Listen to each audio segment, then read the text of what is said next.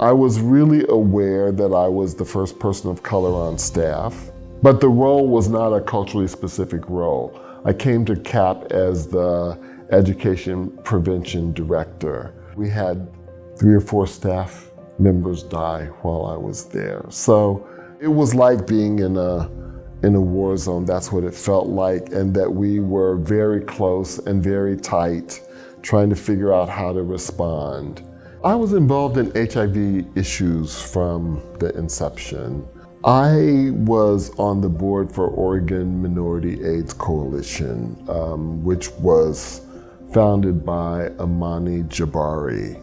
And Mary Lee actually was the first director at Oregon Minority AIDS Coalition. And so we collaborated with CAP around reaching people of color.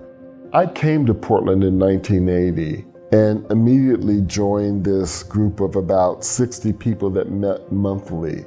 And the issue was whether to change the name of Gay Pride to Lesbian and Gay Pride. So in 1980, that was an issue. That was a thing. So all of that history in the 80s, the Black United Front was doing stuff around education. So I was just absorbing all of that.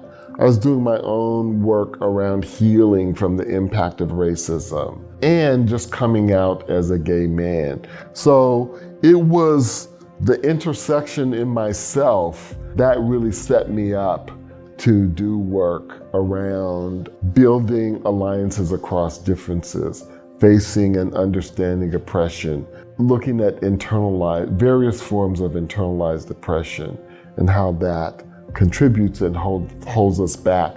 A number of people in the Black community came together. I think the organization Black Lesbians and Gays United really came together initially to bring Black lesbians and Black gay men together. But that, I would say, is really where some of the leadership around the HIV response in the Black community came.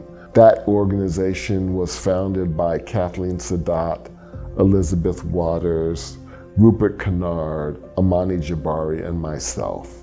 And it was a great environment. It was like a monthly family reunion, and we would get 30 to 60 Black lesbians and gay men coming together for social engagement. And so that's where we first began to see HIV among Black gay men. And in the 80s, there was a huge amount of stigma.